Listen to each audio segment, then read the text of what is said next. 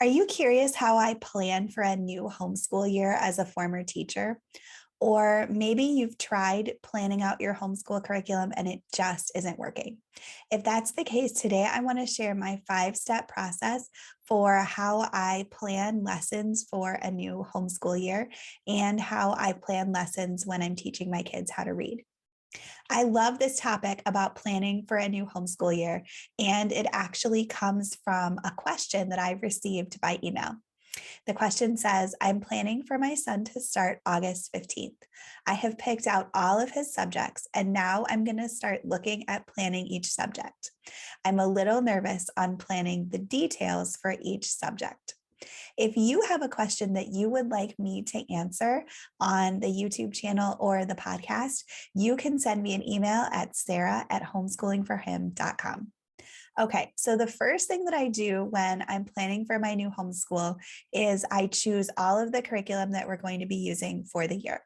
And I'm not going to go into the details of that in this video, but just suffice it to say that I'm really intentional to think about what I want my kids to be learning, what topics are required for us to teach based on the homeschool laws that apply to us in the area where we live.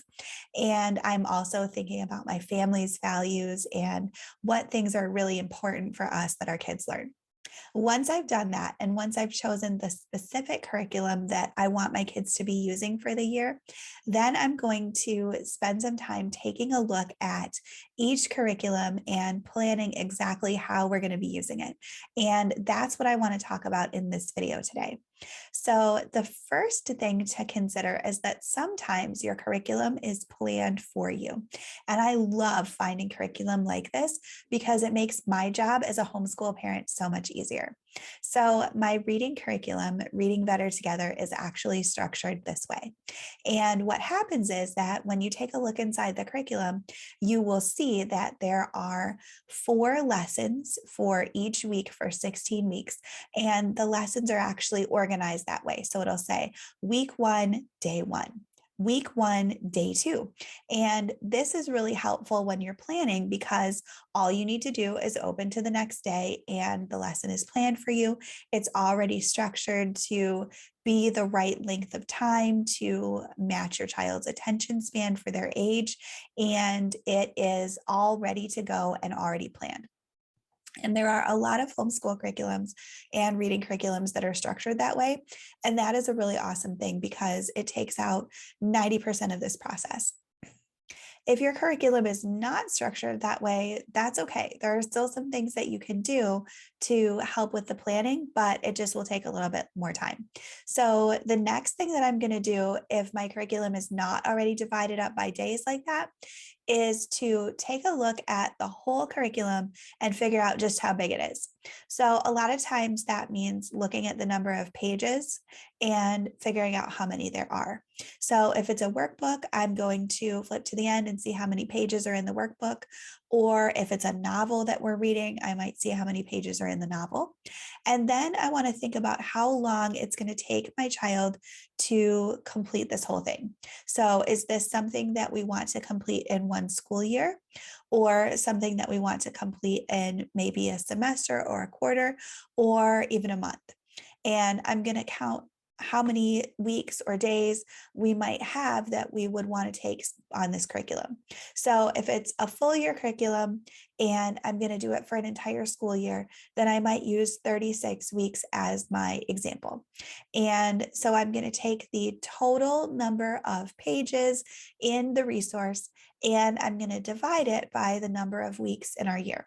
So if it's a 200-page book and we want to do 200 pages of workbook in 36 weeks, then I'm going to actually get out my calculator and divide 200 divided by 36 and see how many pages that would equal per week.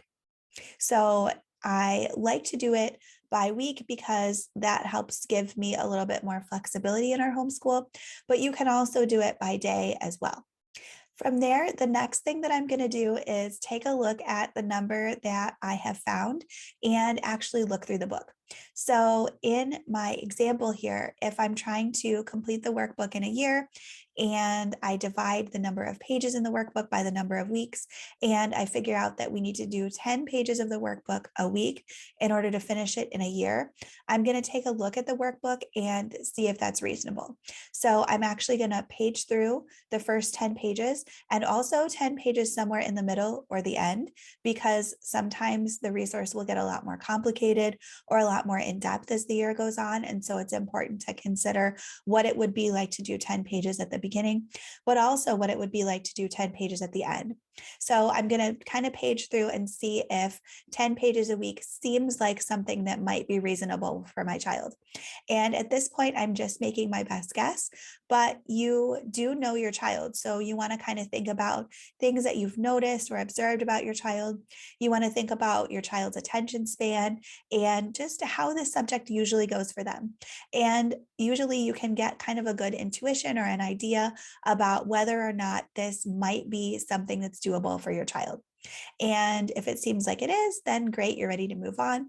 And if not, then you might want to adjust the length of time that you think it's going to take you to do this curriculum. So if it's something that seems like it would only take your child 30 seconds a day to accomplish what you have planned, then you might be able to shorten the length of time and add more curriculum throughout the year to make this a little bit more appropriate for them. Or if it's something where your child would need to complete 5 hours of work a day in order to accomplish what you had in mind, then it might be time to think about whether or not you could stretch this resource over a longer period of time to make it more doable, or whether or not you actually want your child to complete the whole thing. Maybe there are parts of it that you are going to skip. So you want to come up with a plan that seems like it will be reasonable for you, for your child at this point. From there, you want to start planning your school year. And especially at the beginning, I like to plan not very far ahead. So I have in the past created a big spreadsheet or a big calendar where I record everything that I think we're going to do for the whole school year. And the reality is that we get off somewhere in the first, usually the first month. And then I get frustrated because I feel like I've wasted all that time, or I feel like we need to catch up to where the schedule is, and that adds a lot of stress. And so I don't like to plan very far in advance just because it helps me to be able to be more flexible, to appreciate the things that come, the one-time opportunities, or to be able to explore my kids' interests with them and to kind of go off the script if we don't have the entire year planned out ahead of us. So having the idea that we need to complete a certain number of pages per week is really helpful because it gives me a ballpark to make sure that we stay on track. But from there, I do like to plan just a little bit in advance.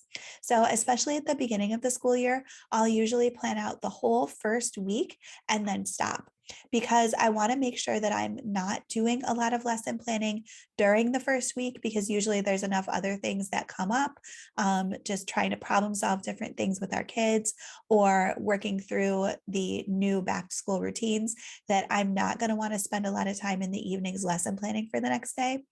But I also don't want to plan out, months and months in advance, because if something really isn't working, then I want to be able to go back and adjust the plan. So I'll usually try to plan for the first week. So I know already how many pages or how many lessons I need my kids to be doing because I've already figured that out. And so I'm just going to sit down and decide what days of the week my kids are going to be doing different subjects. This is the point where you can decide if you want to homeschool 5 days a week or 4 days a week, or how often during the week you want to do the different subjects. And you can just kind of make a plan. And the plan might work and it might not work. But during the first few weeks, one of your jobs is to really be a scientist and to just try out different things and to see what works. And then to spend a lot of time observing your child and just noticing how things are going. And if it isn't working, that's totally fine. This is the time to go back and change and try different things. And that's why you haven't planned so far in advance. You aren't committed to the plan. You're just trying the plan to see how it works. So we will usually plan out about a week in advance what we're going to do Monday, Tuesday, Wednesday, Thursday, Friday if we're homeschooling that day. And from there, that will be it. The last thing that I like to do is I like to actually put a sticky note on the front of the curriculum book that we're using with a little reminder about what we're doing for the very next day. So when I pull out the reading curriculum for the next day, I'll have a sticky note on the front that says, week 4, day 1, or whatever lesson we're doing at that time. So if it's a curriculum that's pre-planned, like Reading Better Together is, then that's all I'll need to put on the sticky note. Or sometimes I'll even just put a sticky note bookmark in the book so that we can open right up to the next lesson that we're on and we're ready to go. That makes the lesson planning really easy. And it just gives my brain a little reminder when it's time for reading exactly what it was that I had planned that we would do. If it's a more involved curriculum where I have done the planning or I have divided up the number of pages, then I might put Monday, pages 29 to 32 on the sticky note. And then that way, that will help me remember where we're supposed to be and where we're supposed to get to on that first day. And if we get there, great. And if we don't, then that will help me to be able to tweak it for the next day. From there, it's really important as the school year goes on that you continue to adapt your plans to follow your child. So you want to do a lot of that observing, like we were talking about a few minutes ago, noticing what your child is doing and how the curriculum is going for them. And then you need to be willing to adapt the plan to fit how they're doing. So if they're really doing well with the curriculum, if they're enjoying it, and if they're breezing through the lessons, then you might decide to add a little bit more and go a little bit faster. And if your child really starts to struggle, then it's going to be important to slow down or to add in some extra resources and really take the time that they need to be able to understand what they're learning. And the only way to really know that is to spend a lot of time working with your child, noticing and observing what they're doing. And the more that you can observe and really be intentional about paying attention to how your child is doing and what they're learning, the better of a teacher that you'll be for them. And the more that you'll be able to adapt the curriculum to meet exactly what your child needs, which is something that is really important for great teachers like you to do. So that's a really important thing.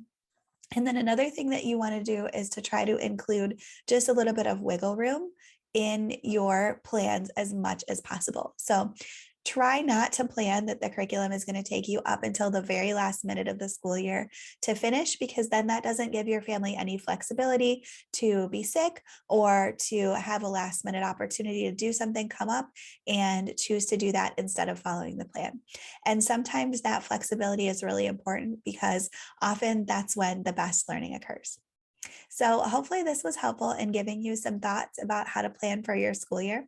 If you have a question that you would like me to answer, please email me at sarah@homeschoolingforhim.com and make sure that you subscribe so that you get notified whenever new Q&A episodes get released.